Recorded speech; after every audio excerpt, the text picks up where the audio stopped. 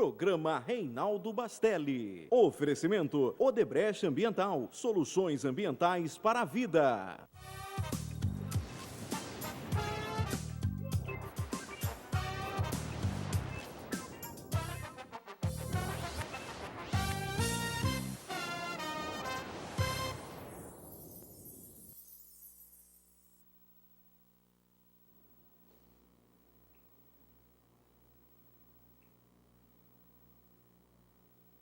Já estamos no ar.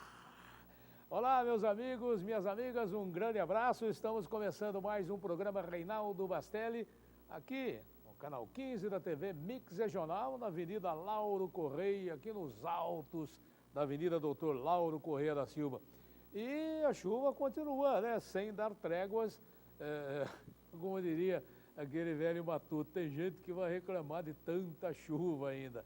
Mas a chuva é sempre bem-vinda, está chovendo ainda muito pouco por tudo aquilo que nós estamos precisando e necessitando. Quem sabe, né? Quem sabe com muita água a energia, as termoelétricas sejam desligadas e a energia que tem subido uma coisa assim absurda de 27 de agosto do ano passado, que é o contrato da Electro aqui na nossa região, até o presente momento, em um ano, né? A energia subiu 122% para a indústria. A indústria que gera emprego, a indústria que abastece o comércio, moral da história, a indústria quebra, tudo quebra. Então fica difícil. Quem sabe São Pedro, porque se depender do governo, se depender da gestão, nós vamos cada vez mais para o buraco, lamentavelmente. Então, está impraticável. A usina de Belo Monte, ela recebeu a autorização para começar a funcionar precariamente, porque, na verdade, ela vai funcionar a pleno vapor em 2019, né? Mas, a partir de março do ano que vem, a usina de Belo Monte deve entrar em funcionamento parcialmente. Porém, a licença é provisória, tem algumas obras ainda para serem feitas. Aliás, tudo que se começa nesse país não termina. Porém, eu acho que nós estamos começando com uma mudança e a mudança tem que ser pelo judiciário e o judiciário parece que está realmente imbuído da melhor boa vontade de fazer prevalecer as leis, para que esse país tome um rumo certo. Porque não é possível tanta corrupção. É uma coisa assim absurda. Ontem foi preso, eu vou pedir, o Ayrton, por favor, mostra essa foto. Aliás, esse japa aqui da Polícia Federal, em todas as prisões, ele está presente, né? Ele é da Polícia Federal, olha lá. E esse é o José Carlos Bunlai. O Bunlai, ele é amicíssimo do Lula. Porém, o Lula está dizendo agora, olha, o Bunlai usou meu nome indevidamente. É sempre assim, É o mentor intelectual, ele está sempre fora. Se pegar, eu estou fora. Ele é blindado. Então, esse Bunlai, ele começou a vida dele trabalhando com o Lacírio de Moraes, o ex-rei da soja, falecido agora recentemente, aos 80 e tantos anos de idade. Né? Ele aproveitou bem a vida, vivia com jovens, mulheres, gastou sua fortuna. Ele foi o maior produtor de soja do mundo, era dono do Grupo Itamaraty, que tinha banco, fazenda, tinha uma série de coisas. E o Bunlai começou com ele. Aí quando o Zeca do PT foi eleito governador do Mato Grosso do Sul, quando começou essa dinastia do PT lá atrás, e o Fernando Henrique Cardoso era o presidente da República. Então o Zeca achou que não ia ter muito espaço, porque o governo é do PSDB, o governo federal, e eu sou do PT, coisa e tal. Aí ele procurou o Bunlai. O Bunlai, ele tinha fazenda em Rio Brilhante. Nos anos 70 eu vendi açúcar União lá no Mato Grosso, e eu passei muito em Rio Brilhante. Eu tinha 2 clientes ali, era uma cidadezinha pequena. Você saía do entroncamento, né, que fica a 112 quilômetros de Campo Grande, e ia para Rio Brilhante, Dourados, Ponta Porã, que era a divisa do Brasil e Paraguai. Então eu fiz muito essa, aliás, todos os meses, né, durante 4 anos eu ia para essa região. E eu não sabia que eu passava na fazenda do Bunlai. Ele era fazendeiro lá em Rio Brilhante. Bom, e ele, a mulher do Bunlai é parente do Roberto Campos. Roberto Campos, famoso economista, só que ele não tinha nada a ver com o PT. O Zeca procurou o Bunlai, aí o Bunlai disse, olha, eu vou ligar para fulano. E ligou pro Roberto Campos. E o Roberto Campos fez um meio campo, eles foram para Washington e conseguiram lá um financiamento para o governo de 250 milhões, algo assim, em torno disso. E aí o Bunlai começou a aparecer para esse mundo também. Depois ele fez a carreira solo, aí ele se transformou em amigo do Lula durante a campanha presidencial, apresentado que foi pelo Zeca do PT. Ele ajudou o Zeca do PT e o Zeca do PT apresentou o Bunlai para o Lula. E aí começou essa amizade lá desde a primeira campanha do Lula. Houve, assim, uma empatia imediata entre o Lula e o Bunlai. E o Bunlai se transformou, então, em assessor para assuntos do agronegócio com o Lula durante a campanha no seu primeiro mandato. Então, essa é a história. E agora, ele tem lá a São Fernando, lá em Dourados, no Mato Grosso, que fica ali próximo a Ponta Porã, quase na divisa com o Paraguai, a São Fernando Açúcar e Álcool. Ontem, inclusive, a televisão mostrou um escritório em Piracicaba, da São Fernando, e a empresa estava inativa, segundo a Receita Federal, e conseguiu um empréstimo fabuloso no BNDES. Aí fica a pergunta, né? Os pequenos industriais, os médios, os grandes, aqueles que precisam, aqueles que geram empregos, aqueles que geram divisas para o nosso país, trabalham seriamente, corretamente, esses têm uma dificuldade para conseguir uma migalha no BNDES. Tem que pôr até a mãe como garantia, tem tudo. Aí uma empresa inativa, o sujeito consegue milhões de empréstimos do BNDES. Quer dizer, sem funcionário, sem nada, empresa inativa, segundo a Receita Federal. Ontem o depoimento do auditor da Receita Federal. Bom, aí esse Bunlai está devendo mais de 500 milhões. Envolveu o tal do Chaim, e aí a história vai se desenrolando. E está chegando lá. A revista Veja, do último final de semana, mostrou aquele xadrez, onde se chega, todos estão lá, os partidos políticos embaixo, e se chega numa foto lá em cima, que está ainda apagada. Bom, hoje pela manhã, e ontem o Supremo Tribunal Federal, na surdina, à noite, se reuniu e autorizou, a pedido lá do Sérgio Moro, a prisão do Delcídio Amaral, que foi governador do Mato Grosso do Sul, que foi alto funcionário da Petrobras e o que disse, é senador da República, foi reeleito, e ele é o líder do governo no Senado Federal. Olha só. Então ele, Delcídio Amaral, é o cidadão que vai todos os dias para o cafezinho no Palácio, conversa com os ministros, conversa com a presidente, troca ideias e vai lá para o Senado. Ele é o líder do governo no Senado. Quer dizer, ninguém no Palácio sabia, ele tomou a decisão sozinho de falar. O que fez Delcídio Amaral? O Nestor Cerveró, aquele coitado que tem um olho mais baixo do que o outro, para identificar, ele era diretor de assuntos internacionais e o responsável lá pela compra da refinaria de Pasadena, lá no Texas, nos Estados Unidos. Quer dizer, comprou um elefante branco, pagando um preço absurdo.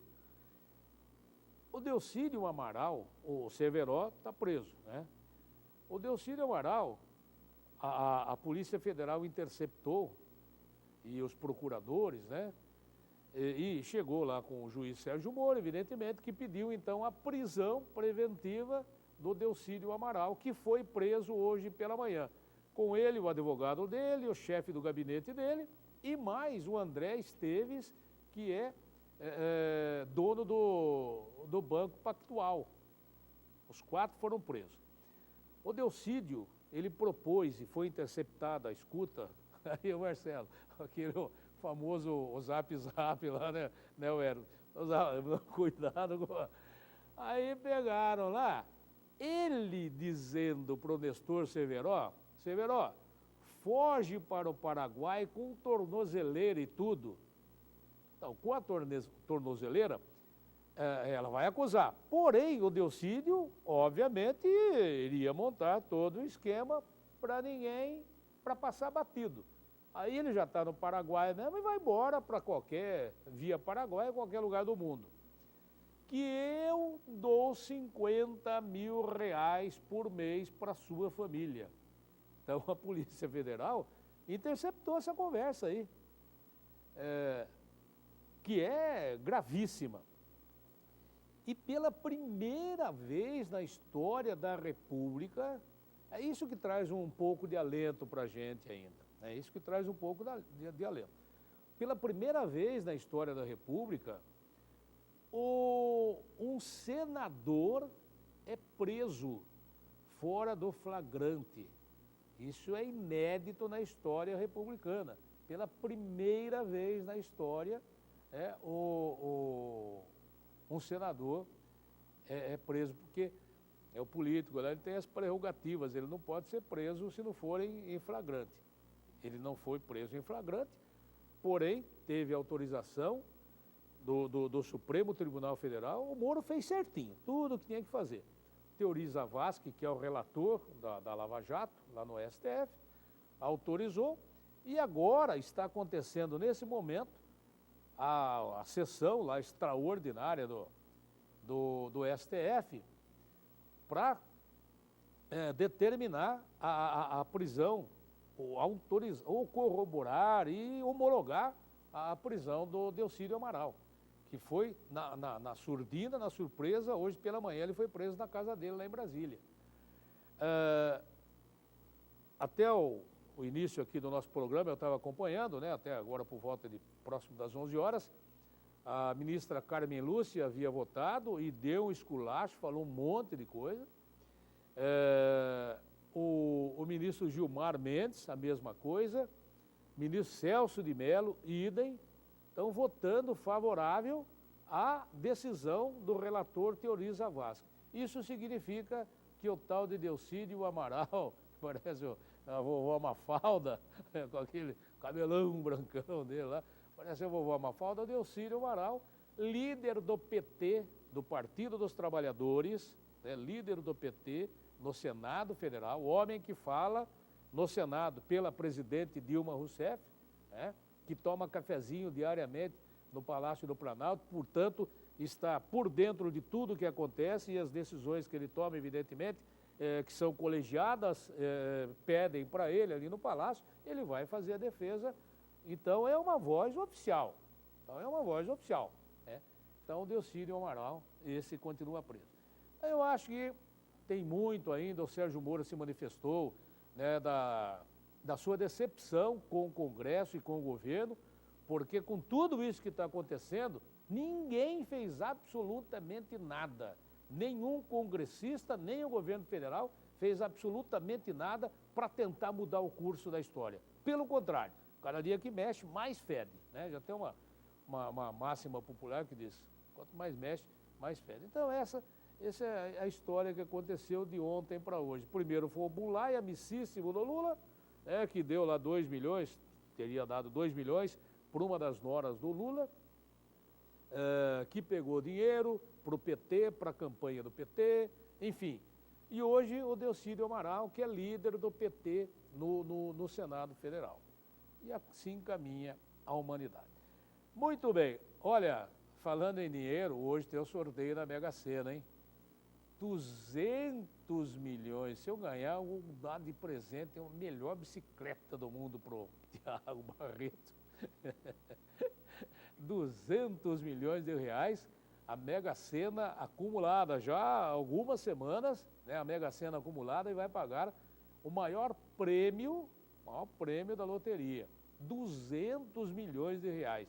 Estima-se que a Mega da virada deva pagar 280 milhões, mas é uma loteria especial, enfim. Essa 200 milhões, por enquanto, é o maior prêmio, né, pago pela loteria. Então, hoje, quarta-feira.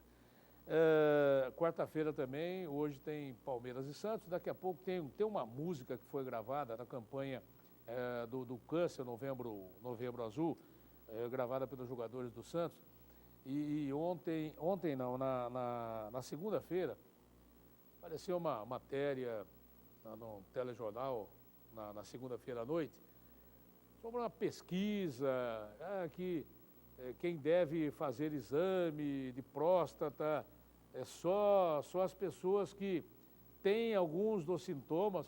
Pô, eu achei tão inoportuno e desnecessário uma matéria daquela, porque está na campanha aí, Novembro Azul, faça o exame da próstata, prevenção, isso, aquilo. Está provado que realmente a próstata, se não cuidou, você vai para a caixa prego, né? Então eu achei inoportuna e desnecessária uma pesquisa, que diz que não, tem que fazer exame só quem tem os sintomas. Tem nada, tem que fazer o exame preventivo, todo mundo deve fazer. Como é que você vai saber se tem, se não tem? É lá, a doença está lá escondidinha. Então, daqui a pouco a gente vai mostrar isso aí também. Então, hoje nós teremos Santos e Palmeiras, lá na Vila Belmiro, o primeiro jogo da fase final, da final da Copa do Brasil. E na semana que vem, o jogo de volta no estádio do Palmeiras, em São Paulo. Na minha opinião, não tem favorito. Essa história, o Santos é favorito, não tem favorito. Eu, como santista, acho que não tem favorito. É um jogo difícil. Se tivesse jogado lá no começo do mês, como estava programado, o Santos estava numa outra fase. Hoje já está já caiu um pouquinho. E o Palmeiras estava pior, já deu uma melhorada. Então, o equilíbrio de forças, ele é latente. Legal. Olha, o programa Reinaldo Bastelli, você pode acompanhar também no YouTube, né? Você pode acessar o YouTube e acompanhar os nossos programas no canal 15 da TV Mix Regional aqui em Limeira, no 34 em Piracicaba, no 42 em Pirassununga. E para se comunicar conosco, Reinaldo Bastelli, @rbproduções, sem cedilha.com.br. E nós estamos recebendo hoje aqui, nesta quarta-feira chuvosa, em que pese não está chovendo agora, mas está prometendo, né, chuva para a semana toda, o Tiago Barreto. Tiago Barreto é um amigo que faz do ciclismo também uma opção de lazer e de vida saudável, né? Ele é um dos representantes da nossa cidade, nas competições ciclísticas aqui no estado de São Paulo. E o ano que vem nós estaremos na volta da França, se Deus quiser, Tiago, e ele há de querer. E o Tiago, né, gentilmente conosco aqui, aceitando o nosso convite.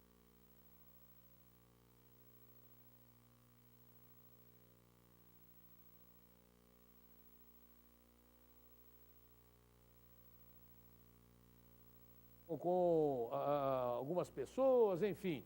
E não vamos falar sobre isso, até porque, além de ser um esporte, de ser um lazer, é também, né, uma forma de você se manter saudavelmente.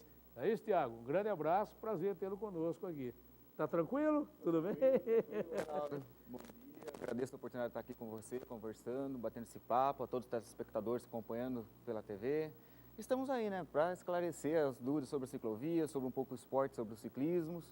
Vamos conversar tranquilamente. Eu quero agradecer ao André Varga e ao Daniel Pereira, né, lá da Lupe, que liberaram o Tiago para comparecer aqui ao nosso programa. Grande abraço ao André e ao Daniel. Um abraço meu também para eles. Legal. Tá, Tiago, como é que surgiu o ciclismo na sua vida? Por que você gosta do ciclismo? Bom, eu comecei na natação, na verdade. Comecei nadando quando tinha 8 anos, já praticava natação, para aprender a nadar, como toda criança, e comecei por esporte. Quando eu vi, já estava competindo, já estava no meio de disputas.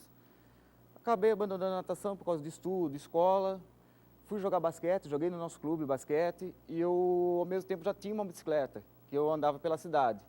Enquanto jogava para o nosso clube, eu comecei a correr de mountain bike. E aí, evidentemente, tive que escolher entre os dois esportes, não dava. O Marcelo, nosso aqui, o Marcelo Pinto, é mountain bike, né? É mountain bike também, né? É, Mountain bike. Eu comecei a correr e eu tive que optar entre dois esportes. E eu acabei optando pelo ciclismo, pelo mountain bike. Comecei mountain bike em 94, correndo. Uma bicicleta básica, não tinha nem roupa de ciclismo, nada. Eu disputei 4 etapas e acabei ficando vice-campeão da Copa São Paulo. E aí foi amor à primeira vista. Peguei a bicicleta, já fui pegando a bicicleta, fui transformando ela para competição. E eu comecei. Aí foi indo. O mountain bike não tinha tanta visão naquela época. Em 94 ele não tinha tanta visão. E eu comecei a andar com o pessoal que corria de speed, na estrada. E eu comecei a gostar Speed é aquela bicicleta, aquela magrelinha. Isso, aquela... A mountain bike ela é mais gordinha. Isso, a mountain bike é aquele Pra quem pneu não grosso para conhece, terra. E a speed é a famosa Caloi 10, É. que é o pneuzinho fininho para andar na estrada. E eu comecei a pegar o gosto. E aí eu comprei uma Caloi 10 na época e comecei a competir. Tive apoio no início pelo Paulo Micheletti, que me apoiou. Paulinho Micheletti. Paulinho Paulo Micheletti. Soares Gonçalves. Isso. Paulo Micheletti. Grande Ele- Paulinho. Um abraço para ele que lançou eu no ciclismo praticamente, né? Ele me deu a primeira bicicleta de competição mesmo de ponta, foi ele que me deu. Me patrocinou no começo, durante 2 anos, e ele que me lançou no esporte.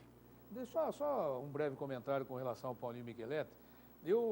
A minha origem é do rádio esportivo, né? Comecei em 1976 no rádio, narrei futebol durante 20 anos. E eu apresentava 2 programas diários de esporte no rádio, no almoço e à tarde, né? E o Paulinho Micheletti, ele produz troféus, né? Sim. Fabrica troféus, medalhas. O Paulinho foi um grande parceiro. Organizava a competição, o Paulinho estava lá sempre presente. Então a gente tem um respeito, uma admiração muito grande. E de vez em quando o Paulinho já ganhou na loteria. Já ganhou na loteria. O Paulinho já ganhou. E ganhou uma grana boa, não foi pouca coisa não. Né, Paulinho? E o Paulinho foi um grande parceiro. Paulo Gonçalves Soares, o Paulinho Micheletti. Eu devo muito a ele, eu devo. É. O início meu foi praticamente ele que iniciou. Depois vieram outros, vieram o Neder Caram, o Gustinho Prado, depois o Buque de Iracemápolis, que tem uma escolinha fantástica, ele realmente se dedica muito aos atletas. E aí por diante estou hoje no profissionalismo do ciclismo há mais de 16 anos. Há mais de 16 anos. Mais de 16 A anos. Limeira é uma cidade que tem tradição no ciclismo, né? Nós tivemos lá atrás o Moacir Zenebon, irmão do Álvaro Zenebon, os Bertolini. Os Bertolini, É. que foram muito fortes também, É. o Davis Davis Fernandes Pereira. Fernandes, que esteve nas Olimpíadas, competiu na Rússia. Tem tradição, o Limeira tem tradição no ciclismo e ainda continua tendo ainda. Tem atletas fortíssimos, tem. Você participa de competições aqui no estado de São Paulo, fora do estado, porque eu me recordo uma vez, eu falar com você estava lá em Salvador, que estava Sim, participando sim. de interestadual, você participa também representando... Na verdade, eu participo mais aqui dentro por causa de condições financeiras também para viajar fora do estado. Mas eu estive participando em 2 campeonatos brasileiros. Nós estamos vendo aqui algumas imagens, né? O Isso. Marcelo está botando lá. Eu participei de 2 brasileiros em Belém do Pará e em Salvador. Esses 2 últimos brasileiros que eu participei. É uma competição profissional, participa quem vive do ciclismo, muito embora você não viva do ciclismo, né? Você vive do seu trabalho lá na Lupe, né, Tiago? Tem minha fonte de renda. Mas tem gente que só vive do ciclismo dessas provas que você participa. Sim, tem pessoal que vive disso. Ele ganha salário, trabalha nas equipes, né? As equipes trabalham para eles, eles tiram salário e vivem especificamente para isso. É que no Brasil isso ainda não é muito difundido ainda. No Brasil é complicado. Assim como tem lá a volta da França, o volta Giro da Itália. da Inglaterra, da Itália. As 3 maiores é o Tour de França, a Volta, que é da Espanha, e o Giro de Itália. São as 3 maiores clássicos do mundo. Aqui no Brasil tem alguma coisa similar? Não tem? Tem. Tem a Volta do Estado de São Paulo. A volta do estado de É São uma Paulo. semana de volta. Essa daí são os É atletas... aquela 9 de julho? Não. Não. A 9 de julho é uma prova tradicional, prova única. Todo 9 de julho, todo ano, tem essa prova. A volta do estado já é uma prova já independente da 9 de julho. É uma prova que dá a volta praticamente, vamos por aí, 70% do estado de São Paulo, né? Mas ela não tem tido muita divulgação também, Não. né, Tiago? Porque eu não tenho acompanhado no... Não, infelizmente ela chegou a ser até adiada, chegou. Era para ter tido agora, chegou a ser adiada. infelizmente tá difícil de embarcar isso daí no Brasil ainda, né? A meca do ciclismo no Brasil é aqui o estado de São Paulo ou tem algum estado que é forte também? Não, o Sul é forte. O Sul é forte. O Sul faz atletas fantásticos. Quando fazem. você fala do Sul, você fala em Santa Catarina, Rio Grande do Os Sul. 3 estados ali do Sul, os realmente. 2 estados. Santa Catarina, Rio ombreiam. Grande do Sul e Paraná também, né? O Paraná também. Paraná também tem atletas fortíssimos que sobem e depois vêm competir conosco aqui. Inclusive, eu tive a oportunidade de participar quando eu corri para a equipe de Iracemápolis de ter 3 pessoas no Sul. Aí, ó. Essa daí é uma prova da cidade de Cubatão. É verdade, Iracemápolis tinha um ciclista do Sul. Eu me recordo que eu fui fazer uma transmissão lá naquela avenida, lá em Iracemápolis. Na época, o Cláudio Cossenza era o prefeito. Exatamente. Lá. E eu me recordo que tinha ciclista lá do Sul. Por que o Sul, Santa Catarina, Paraná, Rio Grande do Sul, tem um ciclismo mais forte do que os outros estados? Pelo clima ou pela cultura europeia? É pela cultura. Pela cultura, pelo investimento também. Eles fizeram o velódromo lá, e pela cultura. A cultura vem ali da Argentina, assim. Aqui na América do Sul, para você ter uma ideia, os colombianos são extremamente fortes. O chamado equipes Pro Tour, que são equipes profissionais da Europa, acho que de 20, 30, apenas 3 que não tem colombianos, para você ter uma ideia. Então, aqui a América do Sul é extremamente forte no ciclismo, mas estão todos na nata na Europa, todos praticando na Europa. Nós falamos ano passado a prova 9 de julho, ela era muito tradicional. E eu também não tenho ouvido falar muito dela. Onde é que ela é realizada? Cada ano numa cidade? Então, ou ela tem um velódromo, né? Não. Ela é realizada todos 9 de julho, a data 9 de julho é comemorativa. Ela geralmente é realizada em Interlagos. Eu já participei de várias em Interlagos. Participei em volta ali a Praça Santos Dumont, ali perto do Sambódromo. Inclusive chegou até a sair de São Paulo, chegou a ser disputado em Indaiatuba. Eu disputei também. Esse último ano foi inclusive uma prova que eu fiz questão de ir, porque era vamos supor assim, entre aspas, um sonho meu. Eu via sempre a São Silvestre, correndo no centro de São Paulo. E esse ano a prova foi realizada nas ruas de São Paulo. Então nós largamos ali perto da USP ali, passamos pelo Anhembi, foi realizado dentro da cidade de São Paulo mesmo, foi. Passando por avenidas, túneis.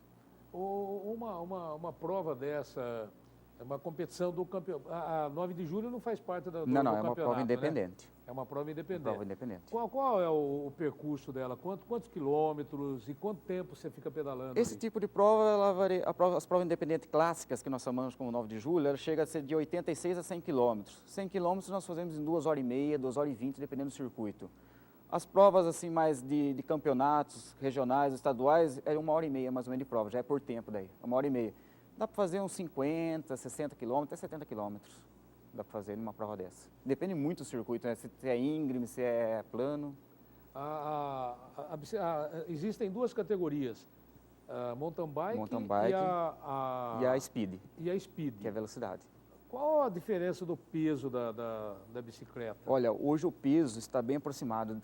Devido às tecnologias das bicicletas, fibra de carbono, titânio, alumínio, os pesos estão bem aproximados. Até porque a UCI está limitando o peso da bicicleta em 6,8, 6,8 kg. A bicicleta não pode ser mais leve que isso, que ele considera que a bicicleta passa a ser um risco para o ciclista. A minha hoje está em 7 kg, mas tem mountain bike de 8 kg. Depende muito das peças que você monta elas. E aquelas bicicletas pneu balão, Philips? Aquela, o nome popular dela, Garrick, é a Garrick, né? Garrick.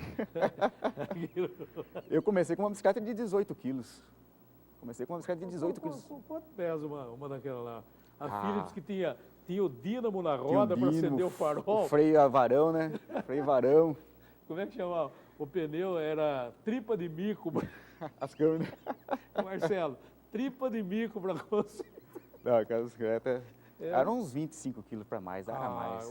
Não tinha marcha, era catraca fixa de 20, 22 dentes. Meu pai que sempre conta que a bicicleta vinha sempre com 20 dentes, ele colocava 22 dentes. Para subida, descida, plano, tinha para tudo. Tinha mais dentro do que a boca. Meu Deus, é muito bom. Mas tinha muita gente que andava de bicicleta também na época. Mas as provas do Campeonato Paulista, quantas etapas são, Thiago? Olha, Paulista... E elas são por faixa etária também? Sim, você tem a sua categoria. O Paulista, geralmente, são 4 etapas por ano. dividido em algumas cidades. Aí você não disputa só Paulista, você disputa a Média Paulista, a Liga Santista. Essa, por exemplo, é uma Liga Santista, é uma liga independente do Paulista. Então você chega a disputar até 4, 5 campeonatos independentes no mesmo ano. E são, por exemplo, eu disputo em 3 modalidades também. Não só existe esse tipo de ciclismo. Eu disputo a prova de montanha, que é uma prova de montanha, você larga no pé da montanha, aquele que chegar lá em cima na montanha primeiro é o vencedor. Então é uma prova curta de 20 km, mas chega a levar até 1h30 de subida pura. E a prova de contrarrelógio também.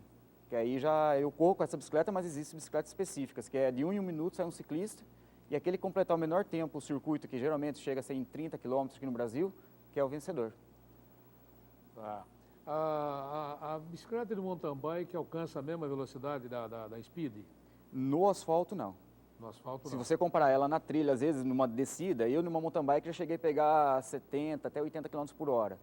Na Speed, em competições, a gente chega a pegar 80, 85 km por hora. Então, cada um no seu terreno ela alcança. No asfalto, ela já é mais difícil, até por questão de aerodinâmica, o pneu mesmo, ele chega a ser mais largo, a circunferência da roda, você não pode ter uma circunferência do tamanho da roda da Speed na mountain bike, não é permitido. O pneu você pode usar até aproximado, mas a circunferência não. Então você perde na velocidade final. Ô, Tiago, uma bicicleta dessa de competição, essa Speed aí, ela custa mais cara do que um automóvel? É isso mesmo? É. Tem gente que vai montando aos poucos até conseguir a bicicleta ideal. Isso, eu levei tempo para chegar nessa bicicleta minha, levei anos. Eu fui vice-campeão paulista, praticamente tendo a pior bicicleta do campeonato. A bicicleta minha a marcha era embaixo, era de ferro. E eu levei tempo para chegar nessa bicicleta, é um sonho realizado meu. E você tem que ir montando aos poucos. E a bicicleta ela é como se fosse um sapato para você, ela é específica para você. 1 centímetro a mais no quadro já não serve para você. A bicicleta, ela totalmente, essa bicicleta você compra, todo sob medida para você, e você, antes de andar, o certo é você fazer um ajuste, que ela é feita um ajuste por computador, para você tirar o máximo de performance. Oh. E uma bicicleta, a mais cara, chega a custar o quê? 50 mil reais? Não, tem, hoje Tem até mais? hoje com o dólar, o preço que está, hoje eu inclusive estive vendo ontem de bicicleta de 80 mil reais. 80 mil reais. Cheguei a ver. Os componentes, aí vem a questão, existe material para aquilo? Na realidade não é o material, é o desenvolvimento daquele equipamento. A bicicleta que eu uso hoje, para você ter uma ideia, ela foi desenvolvida dentro do túnel de vento da McLaren de Fórmula 1, para ela ter o máximo de aerodinâmica possível, tanto na reta quanto o vento lateral, que é o que mais estorva o ciclista é o vento. Então, ela foi desenvolvida para ter o mínimo de arrasto aerodinâmico, ou seja, para ela cortar o vento. E ela, acima de 40 km por hora, te dá um ganho de até 10% em relação a uma bicicleta tradicional hoje. Uma bicicleta dessa, evidentemente, ela tem que ser tratada com todo o carinho possível. Você participa desde que ano das competições aqui no estado de São Paulo? Eu profissionalizei, assim, federei mesmo em 2000. Em 2000, então há 15 anos. 15 anos. Nesses 15 anos, houve muita renovação. Aqueles que, quando você começou, estavam, hoje continuam, entrou muita gente diferente. Fale um pouco sobre isso, Entrou. sobre esse ciclo. Entrou porque hoje o esporte, o ciclismo, ele não é tão difundido, é difícil você conseguir um patrocínio, conseguir um apoio. Então muitos param no meio do caminho. Você tem que batalhar muito. Tem outras pessoas também que eu conheci, comecei a andar com eles e estou competindo até hoje com eles. A gente se dá muito em competição, às vezes o ciclismo ele é um esporte, muitos pensam que é um esporte individual, mas ele é um esporte por equipe, ele não é um esporte individual. E eu às vezes até sou penalizado disso porque eu corro individualmente por opção minha. E o que acontece? Quando eu conheço essa pessoa, às vezes nós dois, embora fôssemos concorrentes direto, na metade da prova a gente começa a se ajudar. Por quê? Para deixar a concorrência para o final da prova. E aí a gente consegue abrir do pelotão e chegar no fim, aí não, aí é cada um por si. Mas tem essa rotatividade sim de pessoal. E para o campeão, vice-campeão, tem prêmio generoso? Como é que é? Poucos, são poucas provas, são poucas provas. Um passe de ônibus. Nossa, é pneu, uma câmera de ar. Eu já ganhei, já cheguei a ganhar bicicletas, mountain bike, speed, peças, mas em dinheiro é pouco, o retorno é pouco, infelizmente. Tem um retorno às vezes da imagem, mas para o ciclista é complicado. saindo do Brasil, indo, por exemplo, acho que o mais famoso é o Tour da França, né? Sim. Esse Sim, é o mais famoso. É o mais famoso que tem no mundo, né? Como é que é? Tem inscrição, você paga para participar e quem ganha, ganha muito? Como é que é aquilo lá? O Tour de França em si, o Tour de França não. O Tour de França são equipes convidadas Pro Tour, que nós chamamos, que são equipes já que vão fazendo, durante o ano todo, vão somando pontos para poder estar lá.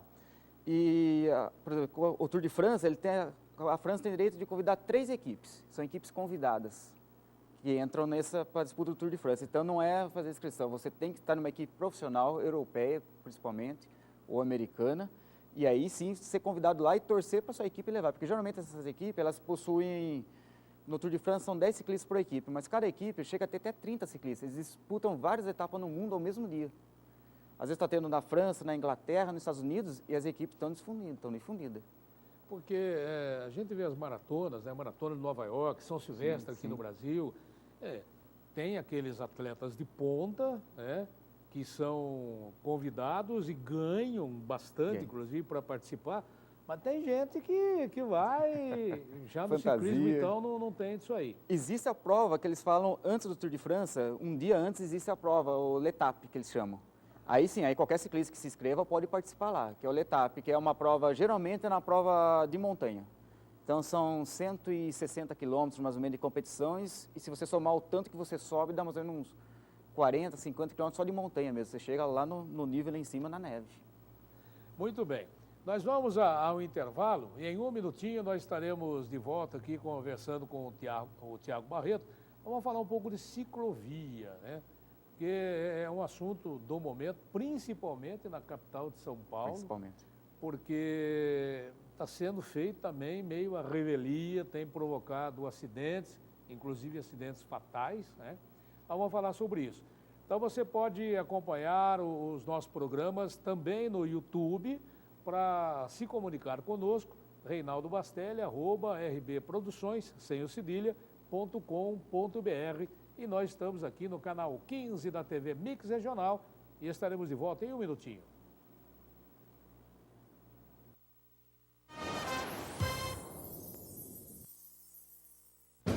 Palma Produtos de Limpeza, a melhor solução para você economizar. Atendimento personalizado para empresas, condomínios, escolas, consultórios, escritórios e toda a linha doméstica. Produtos de qualidade com o melhor preço do mercado e o melhor prazo para pagamento. E a entrega é rápida. Palma Produtos de Limpeza, porque você merece essa marca. Rua Capitão Francisco de Toledo, 22, Jardim Piratininga. Fones 3453-8214 e 3702-8214.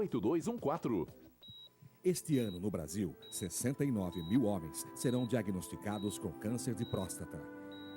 Porém, se descoberta rapidamente, a doença tem 90% de chance de cura. Se você tem 40 anos ou mais, procure o posto de saúde mais próximo. Seja homem, previna-se. Basta uma coleta de sangue pronto. Informações 3404-3232. Novembro Azul, Alic. Estado de São Paulo. 42 milhões de habitantes. O maior centro de negócios na América Latina e maior polo econômico e industrial do Hemisfério Sul. Tamanha concentração exige um sistema de segurança pública à altura.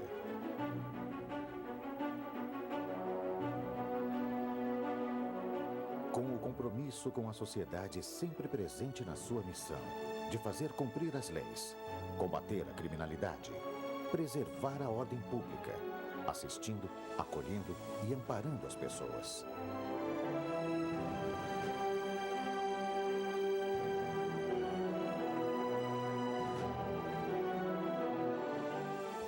Assim é a Polícia Militar do Estado de São Paulo. Sabe o que é cadastramento biométrico? É a atualização de seu cadastro eleitoral com a coleta de suas digitais. O cadastramento já está acontecendo em todo o estado de São Paulo. Faça o agendamento pelo site tre-sp.jus.br. Depois vá ao cartório eleitoral no dia e hora marcada. Você só tem a ganhar fazendo o seu cadastramento agora. Não deixe para amanhã. identificação biométrica. Um voto de confiança. Viaje com tranquilidade e segurança. Traga seu veículo no Daniel Pneus. Serviços como alinhamento, balanceamento, cambagem, suspensão, vendas de pneus novos, remold e rodas. Faça um check-up grátis no seu veículo aqui no Daniel Pneus. Sala de espera, sistema leve trás e equipe especializada para garantir um serviço de qualidade. Daniel Pneus.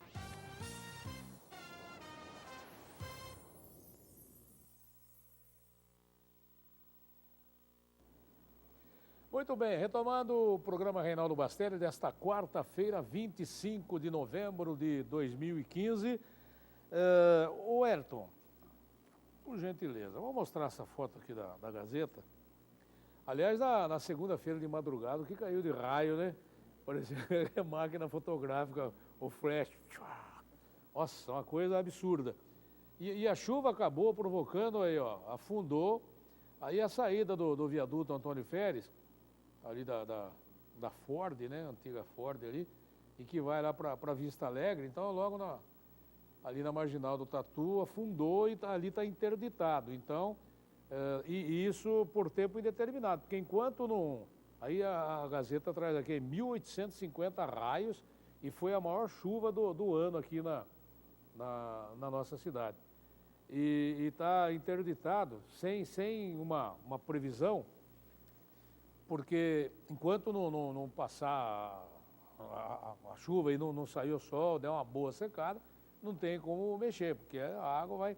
Segundo o Marcelo Cog, ali é a curva do Ribeirão e com o aumento do volume de água, a água bate com mais peso, né, e vai tirando, solapando a terra. Então não se sabe quanto que saiu por baixo ali.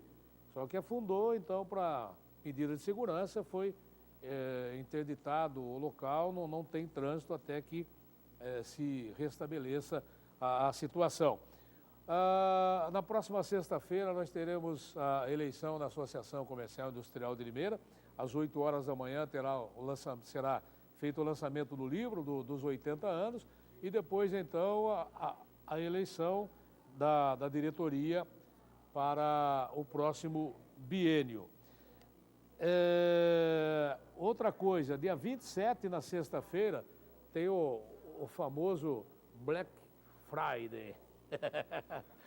E o comércio aqui de Limeira vai trabalhar até às 10 da noite na sexta-feira e no sábado até às 18 horas. Portanto, horário estendido do comércio de Limeira, na sexta-feira até às 10 da noite e no sábado até às 18 horas. Bom, é o seguinte, os jogadores do Santos gravaram uma música em cima de um samba, não me recordo o grupo que falando sobre o Novembro Azul, que é o mês de prevenção aí do câncer de próstata. Eu fiz um breve comentário aqui no início do programa, que um telejornal mostrou na última segunda-feira à noite, uma matéria lá dizendo, olha, quem não tem o sintoma, quem está urinando legal, isso, aquilo, não precisa fazer o exame. Nós estávamos todo mundo, né, enfronhado numa campanha de prevenção, depois vem uma matéria dessa, contrariando aquilo que se está falando, aí divide opinião de médico e, já é duro o povo entender as coisas, né? E ainda vai atrapalhar mais ainda a interpretação. Então eu achei que foi inoportuna, né, e desnecessária aquela matéria. Mas os jogadores do Santos, que hoje à noite, às 10 da noite, enfrentam o Palmeiras lá na Vila Belmiro, eles gravaram esse pagode do bigode, uma coisa assim. Vamos acompanhar. Achei válido, achei legal. Roda lá, Marcelo.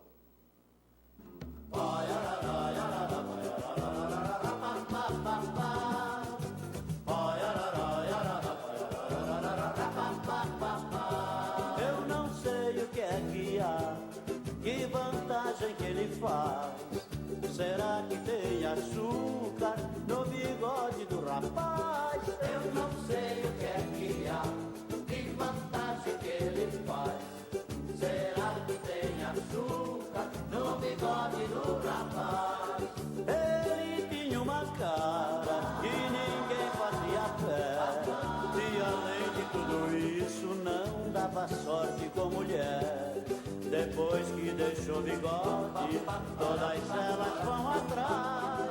Será que tem açúcar no bigode do rapaz? Será que tem açúcar no bigode do rapaz? Eu não sei o que é que há, que vantagem que ele faz. Será que tem açúcar no bigode do rapaz? Eu não sei o que é que há, que vantagem que ele faz. Será que tem açúcar no bigode do rapaz?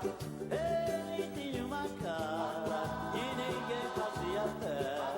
E além de tudo isso, não dava sorte com mulher. Depois que deixou bigode, todas elas vão atrás. Será que tem açúcar no bigode do rapaz? Será que tem açúcar no bigode do rapaz?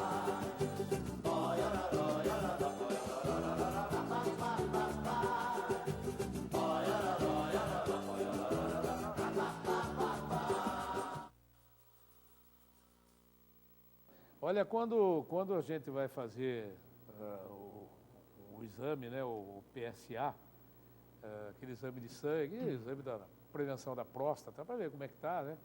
Você não pode nem andar a cavalo, nem andar de bicicleta por 2 ou 3 dias, enfim. E o ciclista? Como é que fica, né? O Marcelo falou, tem cara, você pensa que tá com cachumba, não é? É o cilinho que tá lá.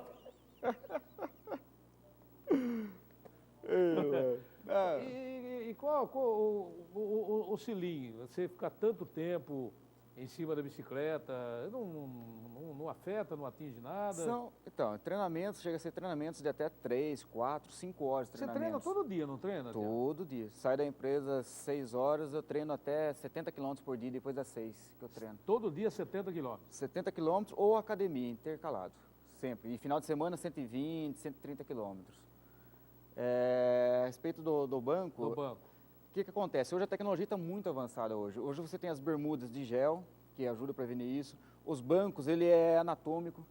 Por exemplo, para nós que passamos muito tempo em cima da bicicleta, nós não vamos lá e compramos um banco. Para você ter uma ideia, nós vamos na loja, nós ficamos sentados numa plataforma, e ele molda o seu tamanho. E você compra o banco também do seu tamanho. E ele tem um corte no meio também, então a tecnologia está bem avançada a respeito disso. Para evitar mesmo. É o Marcelo, que também faz mountain bike, né? A dele é mountain bike, está dizendo que no Uruguai levantaram uma lebre lá, coisa e tal, mas você não tem informação sobre isso? Não tem esse tipo de informação. E as pessoas que participam das provas com vocês, têm essa preocupação com próstata? Todos têm? Existe essa preocupação. Inclusive, o que eu volto a ressaltar é sobre o bike fit mesmo, que nós chamamos, que é a regulagem da bicicleta, que de repente, como você falou, o banco está regulado erroneamente, está para trás, está para cima ou está para baixo, então todo o peso do seu corpo está ali. O banco estando regulado certinho, na altura, o guidão, você consegue distribuir o peso pelo equipamento. Ah, tá. Ô Tiago, ontem nós tivemos, daqui a pouco nós vamos falar sobre ciclovias, enfim. Ontem, pela Liga dos Campeões, o Barcelona ganhou mais uma de goleada, ganhou da Roma, Associazione de Calcio Roma, 6-1, lá no Camp Nou, campo lá do Barcelona.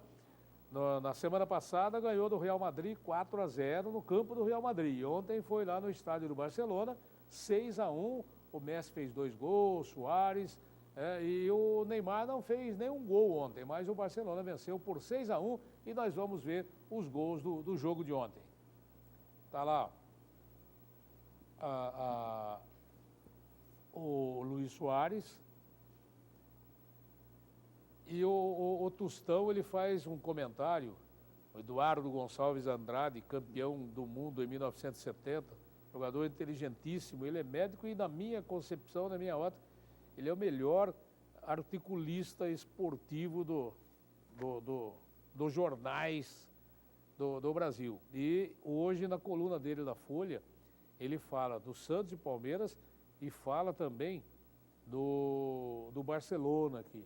Então ele fala que o Neymar e o Luís Soares deram uma nova dinâmica de jogo ao Barcelona, aliado à troca de bolas, né, que implantada pelo Pepe Guardiola lá atrás. Então, que isso, e o treinador incentiva esse tipo de coisa, fazendo comparação com os treinadores aqui no Brasil, citando um comentário que nós fizemos aqui na segunda-feira. O Palmeiras e o Santos escalando jogadores suplentes, como se tivessem certeza que vão ganhar um título. Se tivesse, é mais fácil você tentar ganhar um dos dois do que tentar ganhar um só, né? Pelo fato de colocar em time misto. O Palmeiras foi contra o Cruzeiro e o Santos com o time reserva contra o Coritiba. Então, o Tostão ele é muito inteligente nos seus comentários, ele tem uma síntese de observação que é um negócio assim fabuloso. E o Neymar perdeu o pênalti, o goleiro da Roma defendeu o pênalti e no rebote o brasileiro Adriano encheu o pé de canhota lá e fez o gol. E depois no finalzinho, aliás, a Roma perdeu o pênalti também. O mesmo centroavante aí que fez o gol, ele perdeu o pênalti quando estava 5-0. Legal. Ô Tiago, com relação à ciclovia, muita celeuma em São Paulo e tem acontecido muitas mortes, né, em função de... A gente vê, a televisão mostra, se acompanha, tem ciclovia ali, que o cara vem, não sabe o que vai encontrar na frente. É um absurdo. Eu gostaria de ouvi-lo com relação a isso, né? Qual a sua opinião com relação a essas ciclofaixas aí? Isso aí é uma tendência mundial. Você na Europa, você acompanhou que lá são quilômetros, milhares de quilômetros por país. O que acontece é que quando você muda a cultura, é difícil implantar isso daí.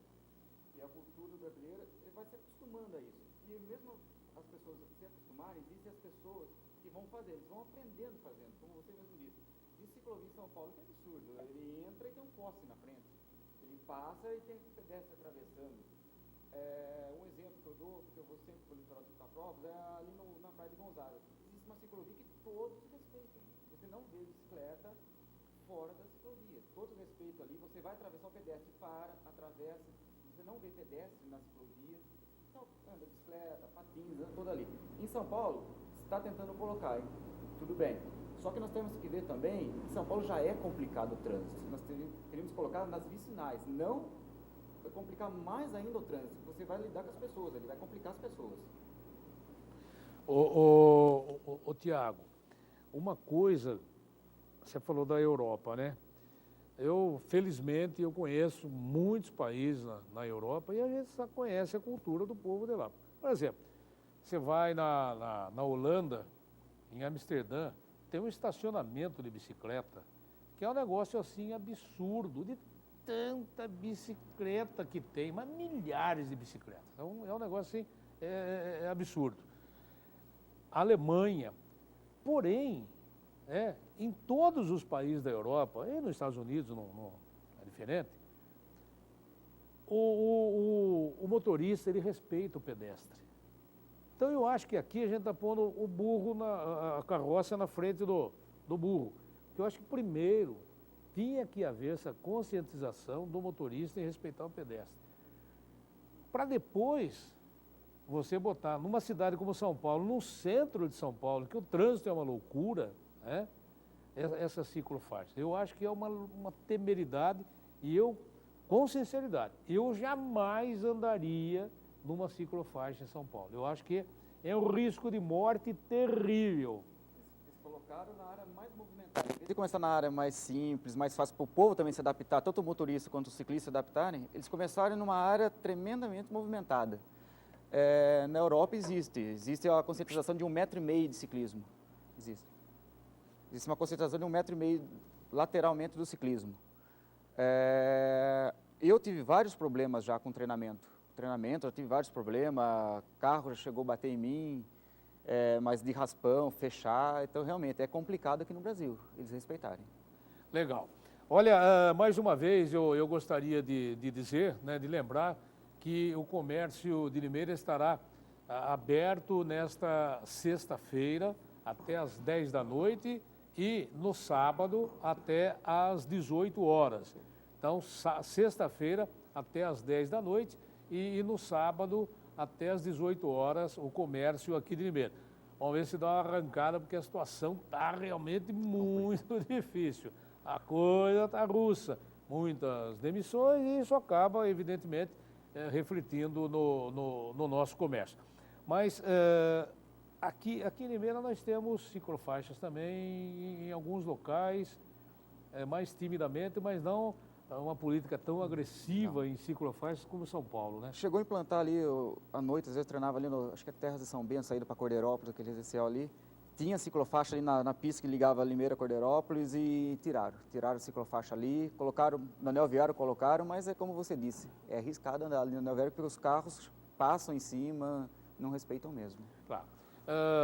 Um dos objetivos do nosso convite a você também aqui, obviamente de homenageá-lo por tudo que você tem conquistado ao longo desses anos no ciclismo, mas como nós estamos no momento, até porque a crise ela aperta de tudo quanto é lado e tem gente deixando o automóvel e pegando bicicleta.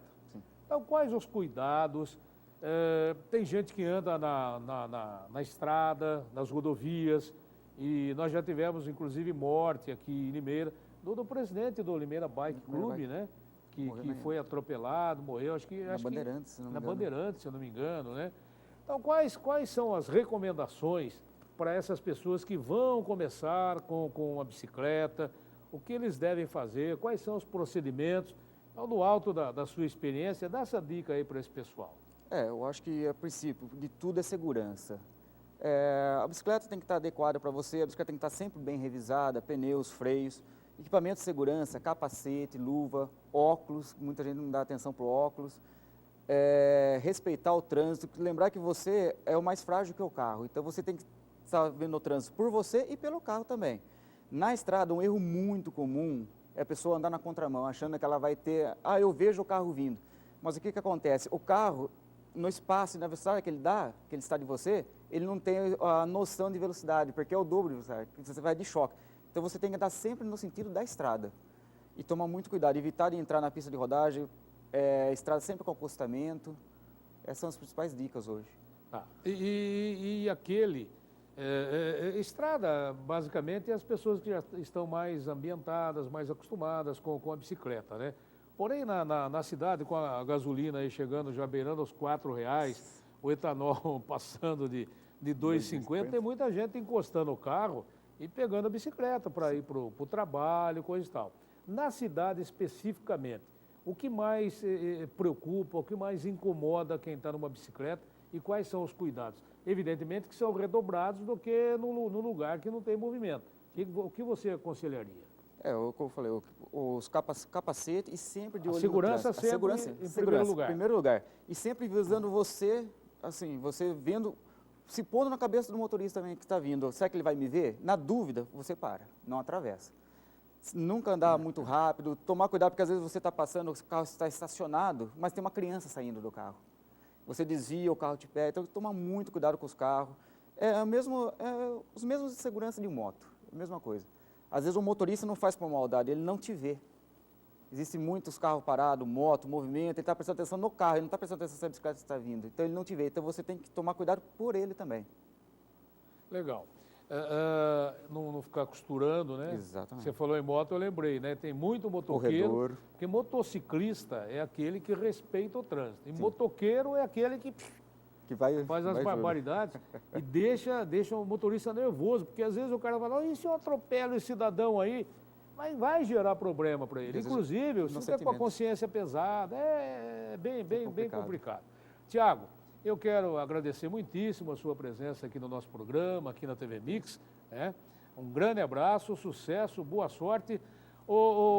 Quem são hoje os seus patrocinadores? Afinal de contas, né? Se você não tiver essa injeção, como é que faz, né? Eu que agradeço a oportunidade de estar aqui conversando com você, é um imenso prazer. E gostaria de agradecer também, principalmente a minha família, que sempre me apoiaram, a minha namorada, que ela acompanha todas as provas e faz esse marketing por fora, as filmagens, foto, tudo. a Loop Indústria e Comércio, que é meu patrocinador, a Vitia, a Debcred, Sistemas de Soluções de Informática, a Cotali Caminhões, a Ripgraph de Rio Claro e o Thiago Perucci, que é o meu personal trainer. E eu conto com mais patrocinadores aí para a temporada 2016. Legal. Deixa eu aproveitar. Ô Marcelo, tem aí os patrocinadores do Thiago? Vamos dar uma injeção também para ele. Vamos dar uma força. Está no final do vídeo. Ah, está no final do vídeo. E quero aproveitar o ensejo e mandar um grande abraço ao José Roberto Barreto, né, que é o pai do Thiago. Grande Barretão! Ah, o filho é orgulho do velho Barreto. Então, valeu. Gente, um grande abraço, muito obrigado pelo carinho da audiência e até a nossa reprise às 9h, aqui no canal 15 da TV Mix Regional. E você pode acompanhar também os nossos programas através do YouTube. Tchau, gente!